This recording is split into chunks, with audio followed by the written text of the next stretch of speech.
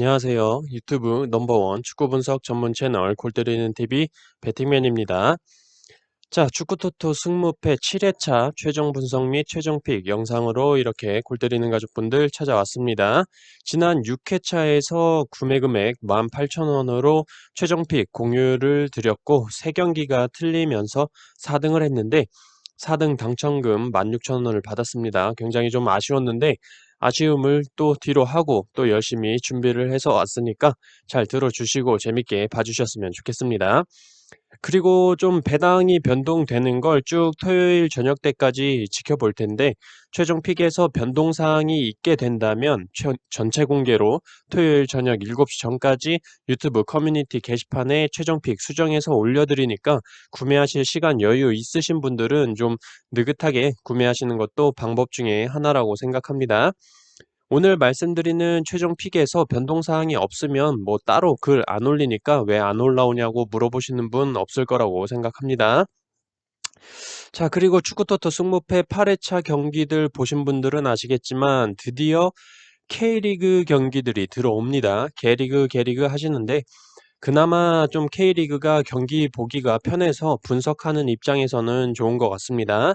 K리그 이적도 많이 됐고 변동사항이 많던데 좀 열심히 분석을 해서 준비해 오도록 하겠고 오늘의 본론으로 다시 돌아와서 축구토토 승무패 7회차 경기들에 대해서 말씀드려보도록 하겠습니다. 자, 시작하기 전에 골 때리는 가족분들 아시죠? 좋아요 눌러주시고 처음 오신 분들께서는 구독 눌러주시고 좋아요 눌러주시면 감사하겠습니다. 누르셨으면 시작해 보도록 하겠습니다. 마스크가 자꾸 내려가네요. 왜 이렇게 내려가지? 자, 1번 경기 엘체 대 에이바르. 자, 이 경기 주중에 말씀을 드릴 때 쓰레기 대 쓰레기의 대결이라고 볼 수 있다라고 말씀을 드렸습니다. 두 팀 다 더럽게 못하고 있다라고 자신있게 말씀을 드릴 수가 있는데 우선 엘체는 분리수거도 안 될 정도로 16경기째 승리가 없는 상태이기 때문에 처음에는 사실 이런 경기는 생각도 하기가 싫어서 승무패로 지우고 그냥 넘어가려고 했는데 도저히 엘체 승이 찍혀있는 구매 용지를 볼 자신이 없어서 이 경기는 일단 엘체의 승은 생각하지 않고 있습니다. 상대팀 에이바르는 원정에서만큼은 그래도 좋은 모습을 보여주고 있기 때문에 에이바르 단통 승으로 갈까 했는데 에이바르 이 새끼들도 이거 제정신이 아닌 게 특이하게 강팀 상대로는 좋은 모습을 자주 보여주는데 하위권 팀들하고 붙으면 또 개판치는 습성이 있습니다.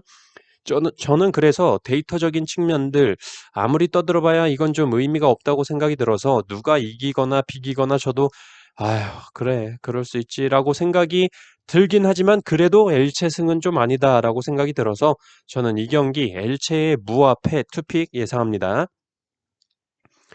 2번 경기 메넨글라드바흐 대 마인츠. 이 경기 주중에 말씀드렸던 대로 메넨글라드바흐의 로즈 감독님께서 이번 시즌까지만 하고 도르트문트 감독으로 가는 게 확정이 됐죠.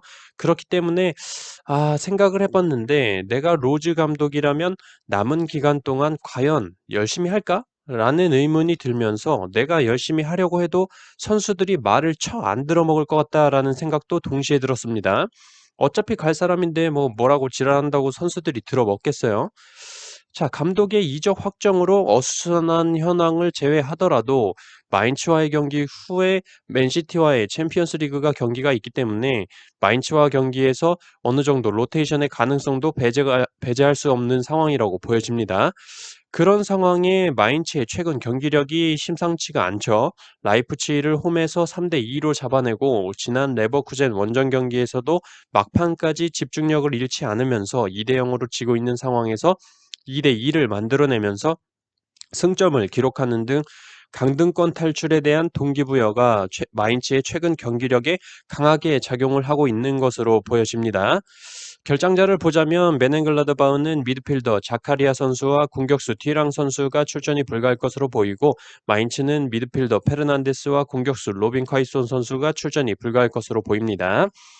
자, 결론적으로 메넨글라드바흐의 승을 가기에는 좀 불안한 상황, 마인츠의 기세가 좋은 상황에도 불구하고 메넨글라드바흐의 배당이 너무 낮은 정배당이 책정되어 있다라고 보여서 굉장히 의심스럽고 투표율 또한 77%가 넘어가고 있기 때문에 이 경기가 그렇게까지 몰릴 만한 경기인가에 대해서 생각을 해볼 때 그건 아니다라는 판단이 들어서 저는 이 경기 과감하게 메넨글라드바흐의 단통 무승부 예상해 보도록 하겠습니다.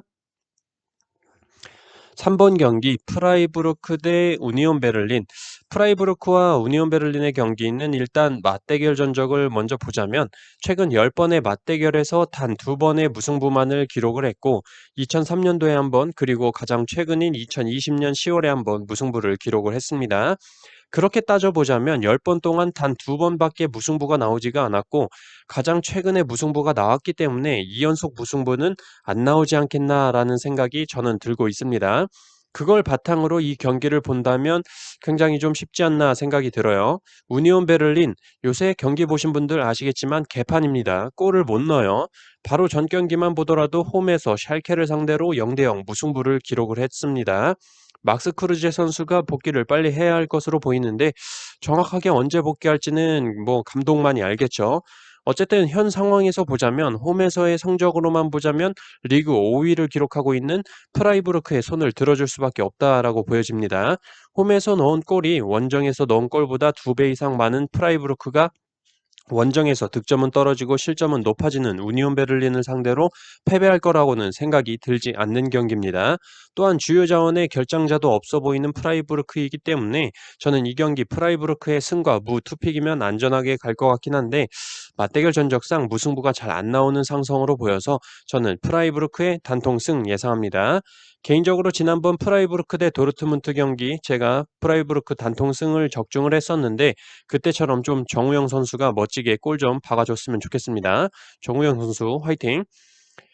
자, 4번 경기 프랑크푸르트 대 바이에른 뮌헨. 자, 일단 이 경기 많은 분들이 좀 이변을 생각하실 것 같고 최근 10번의 맞대결 전적을 볼 때 무승부가 없기 때문에 2승 8패로 나눠지는 모습을 보고 이 프랑크의 승 이변 보시는 분들 많을 거라고 생각을 합니다. 하지만 저는 이 경기는 좀 이변으로 생각을 하고 있지 않습니다. 우선 현재 프랑크푸르트의 공격의 핵심 안드레 실바 선수가 부상으로 출전이 불투명한 상태로 나오고 있는데 현재 프랑크푸르트의 공격을 주도하고 있는 선수이기 때문에 엄청난 손실로 보여집니다. 물론 바이에른 뮌헨도 수비에 파바르, 미드필드에 톨리소, 공격에 토마스 밀러, 나브리 선수가 출전이 불가할 것으로 보이는데 포지션별로 대체 자원이 있고 뭐니뭐니 해도 공격에 축구 졸라 잘하는 스키 레반도프스키 형님이 계시기 때문에 결정적인 타격은 프랑크푸르트의 안드레 실바의 손실이 엄청날 거다라고 말씀을 드리고 싶습니다. 그리고 프랑크푸르트가 10경기째 무패를 기록 중이고 이번 시즌 최다 연승인 4연승을 기록 중으로 이번에 이 기세를 몰고 나가서 전략을 한번 제대로 짜서 우리 미넨 한번 잡아보자 하면 바이에른 뮌헨이 한마디 딱 하죠.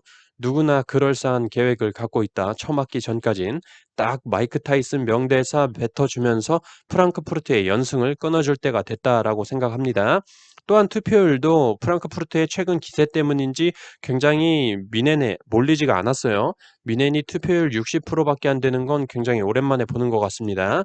오랜만에 보는 게 아니라 뭐 토사장님께서 뮌헨 경기는 맨날 쏙쏙 빼고 승무패 구성을 하셨죠. 어쨌든 결론적으로 저는 이 경기 프랑크푸르트의 단통패 예상합니다. 5번 경기 쾰른 대 슈투트가르트.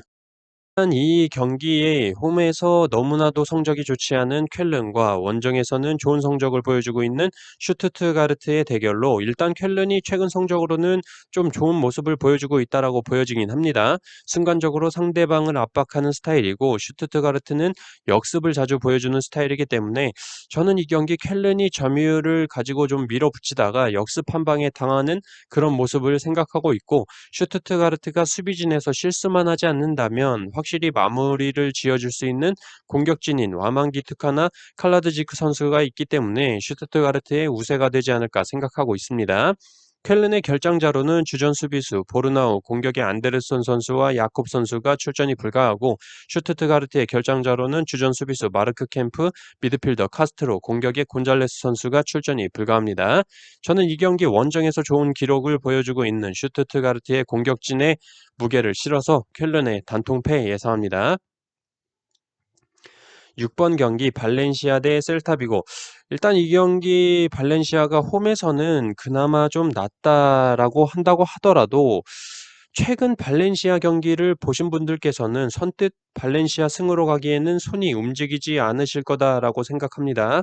뭔가 지고 있거나 골을 먹히거나 하면 "야 힘내. 할 수 있어 이 새끼들아. 포기하지 마." 약간 이런 반응들이 나와야 되는데 발렌시아의 최근 모습은 그냥 존나 무기력해 그냥. 먹히면 먹히는 대로 그냥 대화도 별로 없는 것 같고 그냥 '이번 시즌 조졌으니까 그냥 강등만 안 되게 해서 다음 시즌 준비하자.' 약간 이런 느낌의 경기를 한다고 보여집니다. 저는 그렇기 때문에 이 경기 발렌시아에 정배당이 들어가 있긴 한데 도저히 승에는 손이 가지가 않고 셀타비고가 원정에서 이기질 못해서 그렇지 라리가 원정에서 무승부를 7번으로 제일 많이 한 게 셀타비고입니다. 또한 최근 흐름도 나쁘지가 않죠. 그라나다 원정에서 무승부, AT 마드리드 원정에서 무승부, 그리고 바로 전 경기 홈에서 엘체를 상대로 산티미나 선수가 멀티골을 넣으면서 3대1 승리를 거뒀습니다.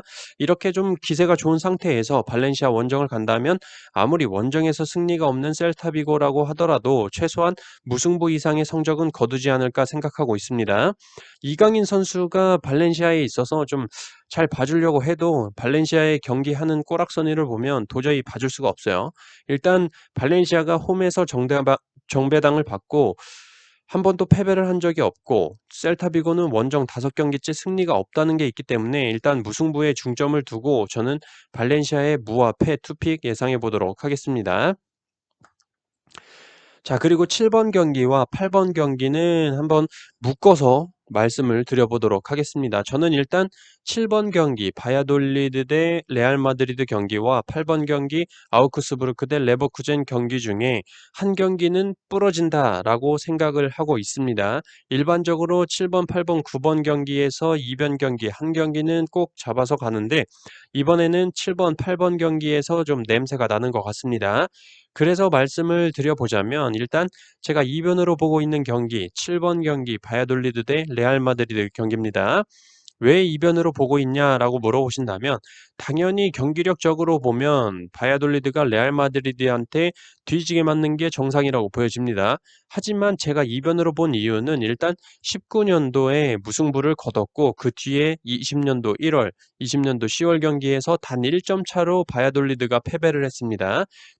마드리드를 상대로 잘 엉겨 붙는다는 얘기가 되고 레알 마드리드의 현재 결장자를 보면 수비에 라모스, 카르발, 마르셀로, 밀리탕, 오드리졸라 엄청나게 많은 수비 자원들이 출전이 불가해 보이고 결정적으로 저는 가장 많은 골을 넣고 있는 벤제마 선수가 아마 이 경기를 치르고 4일 뒤에 치러야 하는 아탈란타와의 챔피언스리그 경기 때문에 벤제마 선수 그래도 나이가 좀 있기 때문에 좀 체력 안배를 좀 해주지 않을까 생각을 하고 있습니다. 그렇다면 완전 이변으로 바야돌리드의 승은 없을까도 한번 생각을 해봤는데 공격에서 가장 많은 어시스트를 기록해주고 있는 오스카 플라노 선수와 헤르비아스 선수가 출전이 불가하기 때문에 승 이변까지 보는 데는 좀 무리가 있다라고 생각이 들어서 저는 이 경기 이변으로 바야돌리드의 단통 무승부 예상합니다. 저는 그리고 7번 경기를 이변으로 꺾었기 때문에 8번 경기는 아우크스부르크의 단통 패를 예상을 하고 있어요. 아우크스부르크의 최근 흐름 너무나도 안 좋다는 거 다 아실 거라고 생각을 하고 결정자적인 측면에서는 아우크스부르크는 수비에 이아고 선수가 출전이 불가하고 레버쿠젠은 주전 골키퍼 흐라데치키 선수가 출전이 불가하고 수비에 라스벤덜, 미들의 바움가틀링거 선수가 주요 결정자로 보이네요. 레버쿠젠이 영보이스와 유로파 원정 경기를 치르고 왔기 때문에 이 경기도 살짝 이변으로 생각을 해봤었는데 저는 좀 레버쿠젠이 원정 경기에서 힘을 좀 뺐다고 생각을 하고 있습니다. 최근 폼이 좋다던 무사 디아비 선수도 후반에 25분을 남겨놓고 투입을 했고 투입하자마자 3분 만에 골을 넣었더라고요.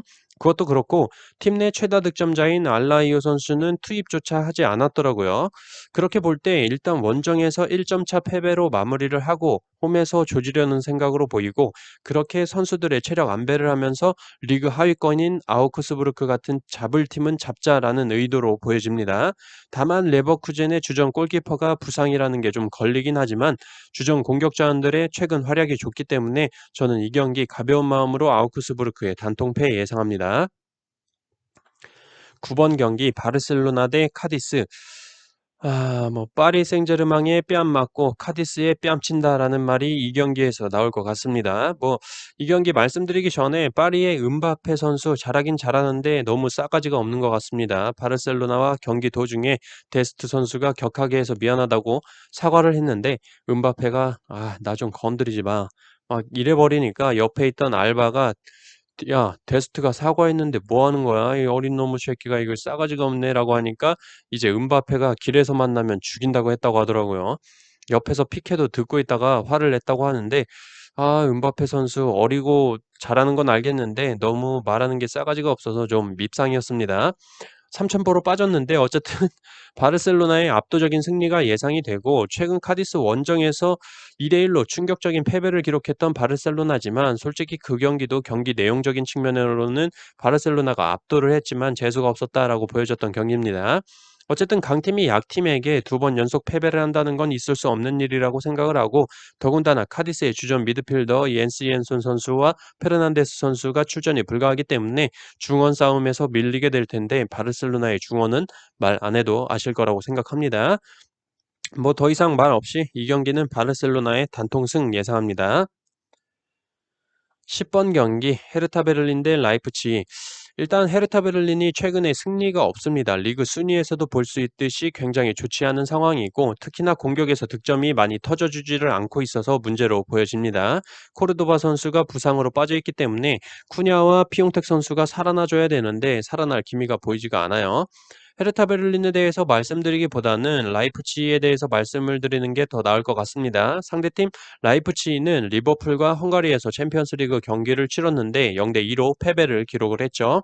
살라와 마네 선수한테 골을 먹혔는데 최근에 프리미어리그에서 수비 때문에 좀 성적이 개판인 리버풀이긴 하지만 확실히 리그 간의 격차가 좀 있어 보이긴 합니다. 어쨌든 라이프치히가 패배를 하긴 했지만 경기 내용적인 측면으로 봤을 때는 그래도 밀리지 않는 좋은 경기력을 보여줬다라고 생각을 합니다. 그리고 가장 중점으로 봤던 게 바이에른 뮌헨으로 이적이 확정된 우파메카노 선수를 지속적으로 기용할 것인지에 대해서 확인을 하고 싶었는데 챔스 경기에 출전시키는 것으로 볼 때 이적하는 7월 1일까지는 최대한 뽕을 뽑아 먹을 것으로 보입니다. 리버풀과의 경기에서는 그닥 좋지 않은 경기력을 보여줬지만 그래도 믿을만 하니까 계속 이적 전까지 최대한 뽑아 먹어야 될 것으로 보입니다. 어쨌든 리버풀과 경기를 치르면서 체력 소진을 하긴 했지만 일정상 그렇게 무리 있는 일정은 아니다라고 생각이 들고 라이프치히의 주중 공격수 포르스베리 선수가 출전이 불가해 보이지만 라이프치히 특성상 한 선수에게 공격이 집중되는 스타일이 아니기 때문에 무난하게 라이프치히가 승리할 것으로 보이고 특이하게 봤던 게 16년도부터 가장 최근까지 맞대결 전적을 보면 라이프치히가 헤르타 베를린 원정만 갔다 하면 최소 3득점 이상을 기록을 하면서 대승을 거뒀다는 게 눈에 띄었습니다. 결론적으로 헤르타 베를린의 최근 경기력으로는 라이프치히를 상대하기엔 너무나도 버겁다라고 말씀을 드리고 싶고 저는 이 경기 헤르타 베를린의 단통패 예상합니다. 11번 경기 소시에다 대 알라베스. 저는 이 경기 한번 의심을 하고 있습니다. 일단 주중에도 말씀을 드렸듯이 축구 토토 스페셜에 들어가 있는 세 경기를 의심해야 된다고 말씀을 드렸고 그 세 경기 중에 첫 경기가 바로 이 경기입니다. 우선 저는 이 경기 결론부터 말씀을 드리자면 소시에다의 단통 무승부로 예상을 하고 있습니다. 물론 소시에다가 기본적인 전력면에서 앞서 보이는 건 사실이지만 우선 유로파 맨체스터 유나이티드와의 경기에서 0대 4로 개털렸죠. 자, 경기를 보신 분들은 아시겠지만 소시에다드가 설렁설렁 뛴 게 아니라 소시에다가 진짜 체력을 엄청 많이 쓴 경기로 저는 봤습니다. 더군다나 주전 자원들인 야누자이, 오야르샤발, 이삭 선수가 경기 끝나기 10분 전에서야 3대 0으로 발리는 상황에서 이제 희망이 없다 하면서 빼주는 그런 느낌이었어요. 그렇기 때문에 체력적으로 너무나도 힘들지 않을까 생각이 들고 이 경기를 치르고 또 4일 뒤에 맨유와의 원정 경기가 있기 때문에 체력 안배도 해야 되는 상황이라서 이 경기에서 뭔가 좀 힘이 빠진 듯한 모습을 보여줄 것으로 예상하고 있습니다. 저는 그래서 이 경기 소시에다가 체력적으로 문제를 보일 것이다라고 생각을 해서 소시에다의 단통 무승부 예상합니다. 12번 경기 호펜하임 대 브레멘. 이 경기 일단 호펜하임이 유로파 원정 경기 몰데라는 노르웨이 팀과 3대3 무승부를 거뒀습니다. 우선 호펜하임은 3골이나 먹힌 수비진에 좀 문제가 있다고 보여지고 이번 경기에도 주전 수비수 케빈 악포그마, 라이언 세샤뇽 선수가 출전이 불가해 보이고 공격진에서도 주 공격수이자 팀 내 최다 득점자인 크라마니치 선수가 출전이 불가능해 보입니다.